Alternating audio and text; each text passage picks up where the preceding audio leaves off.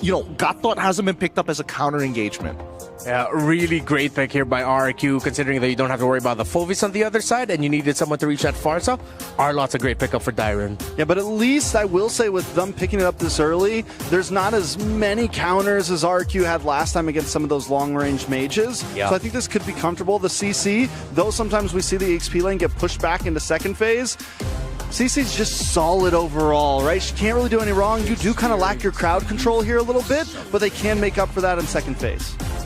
They take away the Granger, so they're taking away the reach as much as possible from Innocent, but then RQ doesn't have enough pieces right now to actually make, if ever hypothetically, they decide to go Harith in the gold lane. I mean, they don't have to go Harith, right? There's still Moskov available. They can still play Claude if they wanted to as well, all of which do pretty decent into the Pharsa at the end of the day. We've seen that Toy is actually pretty capable of taking on, like, Innocent's Moskov in a 1v1 scenario. And even then, I'm still a little worried about a couple of things. Number one, whether or not Gatot is a consideration for RRQ for banning, or whether or not SRG is going to completely take out the Fredrin at this point. There we go. Now, we're forcing them to go into an assassin section, which then again, let's say if RRQ get access to Lancelot, then there's a big question of, is there enough burst with the Kalia? I think at this point, I think you still maybe ban out the Lancelot, maybe you ban out the Hayabusa, something of that nature. You're right, though, lack of burst. They have the Jushin. They don't really have that on the side of RQ. It's mostly chip damage right now. So, and then they ban the Granger against themselves as well, which could have been a really decent, right away pickup for them, being first pick in second phase. Where does RQ go from here, honestly? I feel like they're in the bad spot of this draft right now. Yeah, Excuse me, they banned the Fovius? There's a possibility, because keep in mind, RQ is the only other team that puts CC in the gold. Yeah. So they're thinking that the CC might go into the gold lane. And they did it last time they had the YSS. They went Ruby Dairoth against CFU, which, yes, it's very different. But the point is with the burst damage of a Pharsa and a YSS, it is very doable. And they could even pick something that's a bit more aggressive that still output damage, something like the Dairoth. I'm not crazy about it, but you get my point, right? Yeah. So for SRG's last ban, I think I'm on the same boat as you guys. Just ban out an assassin. It is the Hayabusa. One of the things you want to go for if you have a Pharsa in your lineup, and considering where the YSS will be compared to the rest of the team, it's a safe ban. Then they do end up picking the Harith away from the side of SRG if ever SRG was looking for a more traditional carry in the gold lane. So are they gonna lean into the double fighter setup to supplement this YSS is the big question now for SRG. I think it's going to be really difficult to actually go for this double fighter setup at this point, because yes, they've got the damage, but at the same time getting picked off from the side of RRQ is also highly likely, right? They've got good ways of disengage, they've got a great pick-off hero in the Kalia, so sustaining through the damage is always a possibility, and I think the only one that we should be worried about was the Ruby, but it's already banned out. So it forces SRG, unless they've got some really deep pockets in that gold lane, to say, hey, Innocent, what other fighters can you play? Definitely something. They go for the Claude, though. Still need a roamer, and I think they need some crowd control. They do take the Gatot, solid, something that can still hold down the front line. On the side of RQ, they need some physical damage at this point. I think the Lancelot's probably their best option here. They can go Lance, they can go Ling.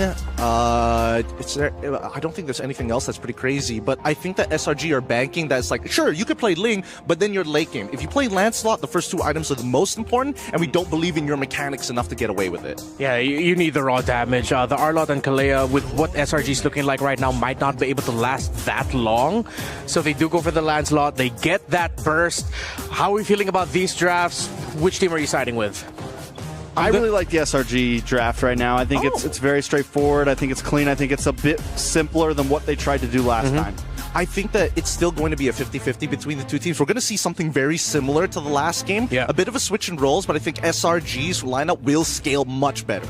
I'm on the same boat as Trex here, leaning a little bit more towards the SRG draft. But let's see, maybe Dairon might pop off again for RQ, completely throwing her predictions out of the way. So, bring it in, nice. What about you two? What do you guys think about the draft for this game number 2? Thank you so much, panel. I'll tell you what we think. I'm going to go with RQ here. I think they had a great game last time, Brigida. Dairon was locked in, and he's got the Arlot in his hand. That is a little more risky, though, because we've seen some Final Slashes change the course of games, either for better or for worse. So you guys can let us know in the comments as well what you guys think, who has the better draft for Game 2. Welcome to the Land of Dawn here. It's this best of 5 to move on forward. Brigida, what do you think? Are you going with the boys on the panel? Okay, I think we're going to be split in terms of what we think when it comes to the draft for game number 2, because as much as I wanted to side with RRQ as well, granted what they were able to accomplish in game number 1, and given that they had the Jushin Arlott combination that could be paired up well with their other heroes, the AoE that SRG has right now and the type of lineup that they have looks too good in terms of team fights. And well, they must be played to coordinate well enough to be able to make things work, right? And if that's going to be the case for SRG OG heading into this game, then things may be, one, a lot more simpler and a lot more better for them, I feel. I feel like the early game, especially when these level 4s are available, RRQ could really punish in the early objective takes for the Turtles. A lot of that, again, comes with the fact that that is just the power of a Kalea. That's why a lot of teams like to go ahead and pick that up. You know, you also throw in the Arlott, that kit to go ahead and help you out.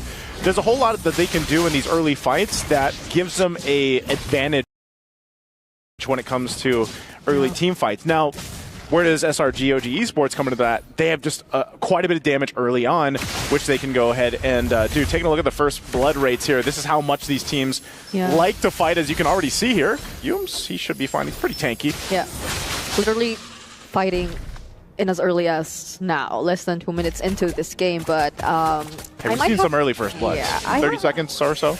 26? 26. There has been one, which was at 26 seconds. That's true. That happened in the group stage. So we're yet to see that happen in the knockouts because teams tend to play a little more cautiously, and that's for sure, but that does not seem cautious at all. What a surprise setup coming in from Dairon. They get to burst down Rids first. However, Stormy trying to hold on to dear life, but he won't be able to survive that as well. Sutsujin freely gets hold of the objective for his team, but it's a beautiful curtain call. Yo-Yo Blitz coming in from Cram. Finds a way to respond to RRQ, but Dairon, he buys some time for Sutsujin to steal away the orange or the purple buff. Okay, a whole lot happened there. Sutsujin should be fine. He's going to throw no. Never. Oh, he's so close to dying.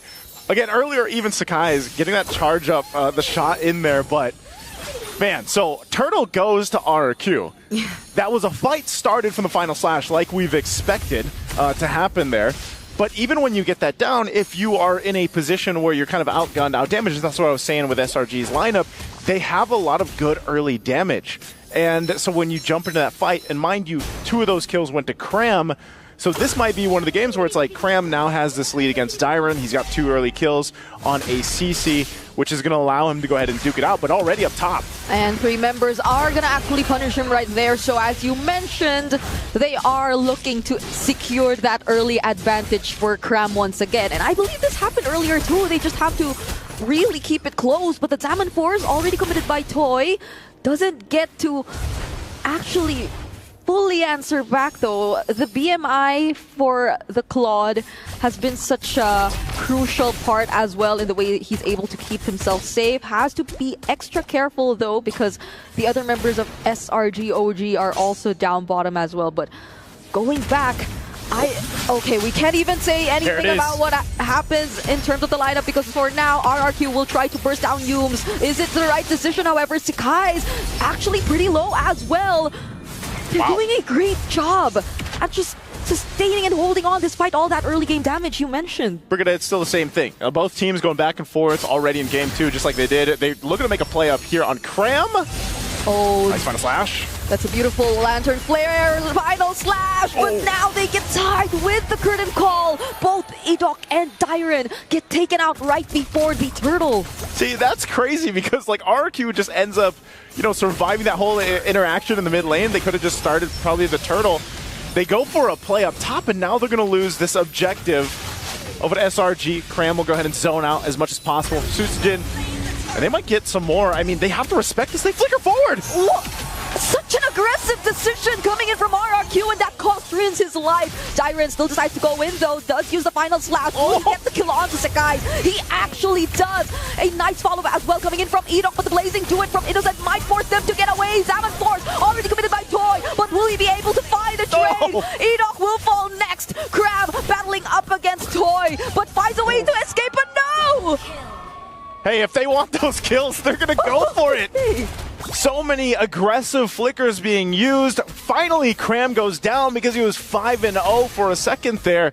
And RQ had to get something. They had to get a shutdown going. We're going to look at the instant replay here from STC. This was all started. Look at this. With a flicker. Rins goes forward. They get caught in a bad position, but still, it also brings it to a fight here where then Dyren can join.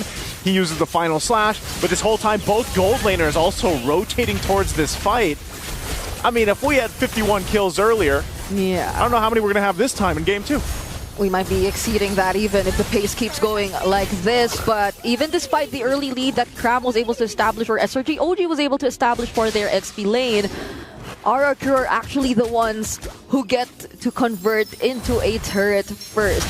There's not too much of a significant lead in terms of the other laning matchups. It's just mostly really on the EXP lane. And so RRQ, I feel like that's one thing you'd really have to look at, because they tend to overextend in a way. I mean, we're still in the 6-minute mark of the game, yes, but these are decisions that can immediately be punished by a single curtain call, and that applies to whoever decides to go in, be it Rins with the flicker on the Jushin and whatnot. So like, those are things you have to calculate a bit more if you were RRQ. This is good, though, from RRQ, because, again, you know, based off the rematch that we remember seeing, or the match we remember seeing from M6, RRQ definitely comes into this series a lot more aggressive. You know, they are a team that likes to be a little more foundational, a little more stick to the book here. A lot with these objectives, and they're going to have to fight for the second turtle. They are dealing with the pressure from SRG's lineup. There's a jump on in. Oh, AOG curtain call. Beautiful call coming in from RRQ, but Sutsujin still gets the turtle for his team. Edok, though, will be punished here. Double kill for Cram. Rins just trying to scare away the other members from chasing them, but that was clearly somehow a bit more favorable for SRG. Yeah, they get a couple kills off of it. They get some pressure. They dealt with Toy. Toy was starting to scale up pretty well in this Harith. Whoa. Oh, there it is. Okay, those are very aggressive combinations coming in from SRG. And then somehow Dyren gets to cancel that feathered airstrike, but that was a close call for Rins. Okay, so going back, I know we did mention that RRQ, oh, hold on, Sutsujin, will he get to escape this? Cram doing a great job at pressuring him as he tries to defend that tier 1 down bottom. If last game we saw oh my goodness, RRQ's XP laner Dyren have a great game, now this time it's Cram's for Game 2. 7-1-2 now. This CC is starting to be a really big problem. Actually, it's been a problem for the majority of the game, but whoa, hold on. That's a lot of damage coming in from Stormy. The other members didn't even have to do much. They just stood right in front of them, blocked their way to trying to cancel Stormy out or answer back, and now that's a Zaman Force coming in from Choi. Tries to burst down Cram, but he gets to bounce away. So not even, like, SRG can afford to do those kinds of plays because they have the mobility to keep themselves safe. That's one of the things that the panel is really trying to paint a picture here too. You know, there's, in terms of damage potential from RQ, it's a little bit more difficult because yes, you need the scaling from a Harith, but again, if Sutsujin hasn't been able to utilize much because of this zone potential that a Pharsa gives. I know Gideon mentioned that he was a little worried about it, but so far it's working really well in terms of damage. That's all the Pharsa really does. Like, you are a big artillery setup for your team to play around that feathered airstrike, and they've done so well at catching targets. I mean, you lay that down, you have an Avatar of the Guardian, you get to jump on in. It's such a damage zone of that RQ wants to stay away from, because that Innocent can just come through with the Blazing Duet. So we're seeing a lot of these ultimates from SRG, OG Esports work really well in conjunction with each other, and it's RQ that's trying to scramble and be like, how do we approach these fights? What do we do? Because a lot of that is this final slash. Oh, Phantom Execution doesn't connect, but they still get the kill on Stormy. However, one man down for SRG OG. And that is one way you could also use your resources in conjunction with one another for RRQ. Like, just take them by surprise like that. They want to take down one of the biggest damage dealers. They're going to be fine. There's the initiation, though. 2 or 3 man knockup done right there, but with the Blazing Duet, SRG OG are actually able to hold down. It's a triple for Cram, could possibly be a maniac, and he finds it on the CC. 11-1 and 3. And he's going to get the Lord. Cram is right now the team. He is doing everything. Yeah. Look at this. The initiation comes through, but Cram is fine. With a Vengeance, with as stacked as he is, he just does so much damage to RRQ around here. And, you know, you're sitting here, he gets a Maniac, and then they get the Lord. Like, how do you stop this? And this is such an interesting thing because CC takes a very specific lineup for it to really work the way it has. But so far, it's been phenomenal in the hands of Cram for Game 2, and this is giving a huge swing in favor for them. RRQ doesn't really have an answer to deal with this. We usually see CCs do well in damage, but look, he's sitting at number 1, pretty far ahead of a Pharsa. That is insane that he's actually able to do that. And also, a lot of this has to do when he jumps on into this, he pops the Vengeance, and he's fine. He's also tanky and does so much damage. Yep. That'll be a lot of bounty if ever they do get to find a kill onto Cram, but that might be something that will be a bit tricky to pull off if you're RRQ because you have to pay attention to a lot of other stuff. Because the other members can decide to go in whenever they like. There's the AOG, there's the Blazing Duet, and right now you're seeing the Feathered Airstrike. They'll have to work on clearing and taking down the Lord first before they proceed with anything else. And looking at it right now, Dairen does have the Flicker if they'd want to decide to go for something, but you'd also have to consider, would it be best to actually use it as a means to cancel out the other members of SRG OG instead? But he decides to use it as a setup, gets the follow-up from the other members, and Sekai is the first to get targeted down, but the AOG denies Sunshin on the escape, and now Innocent goes in with the Blazing Duet, will find the kill onto Riz as well, and the Feathered Airstrike will nearly catch up to E-Dog. But that was clearly a decision by RRQ. They wanted to force a fight right there. That was a risk, if anything, Brigida. I mean, they chose to fight. They thought, you know, we clear the Lord, we can handle this, we're going to go for it. Now they're going to lose this base turret. And even so, it's been time and time again where we've seen this final slash used to start some of the fights, and RRQ ends up just losing it. And that's really tough because you gotta think, who do you final slash? How do you win that fight? Because even if you slash Cram into the equation, again, he's gonna pop the Vengeance, he's gonna be able to go ahead and just kind of bounce around the team from RRQ, and that was also the window for Innocent to go ahead and come in with that Blazing Duet. So you're just in a really tough situation if you're RRQ to make this lineup work. And it's really showing that the draft difference here. I mean, from start to finish so far, SRG OG Esports has just been able to go ahead and capitalize on a lot of the decisions they made, but also just the way that this lineup works. Now it gets even more difficult to deal with Cram because he's got an immortality. And he's still on that 11-1 KDA. Now we put a bit more highlight on him. Also nearly, or actually completed his build already on the CC, so that just adds up to the reasons that RRQ might find it a bit more difficult to deal with him, even if you want to potentially take him out first as probably one of the members who gets to extend a little bit further deep into the fight. But even when they decide to go for him or the Tsunami Slab, it does not seem to be the best possible decision. Toy gets blasted as well, so Sijin tries to go for Stormy, but just repositions with the Wings by Wings, and Innocent decides to go in as well with the Blazing Duet. They might actually try to go for this base turret. They're going to jump into the base. They don't have any waves pushing in the mid lane just yet, but they can go ahead and wait for that one on the bottom to come up. They will just ignore the Lord, it seems. There's still 10 seconds on E-Dog to come up, so we'll see if SRG decides to end the game on this push.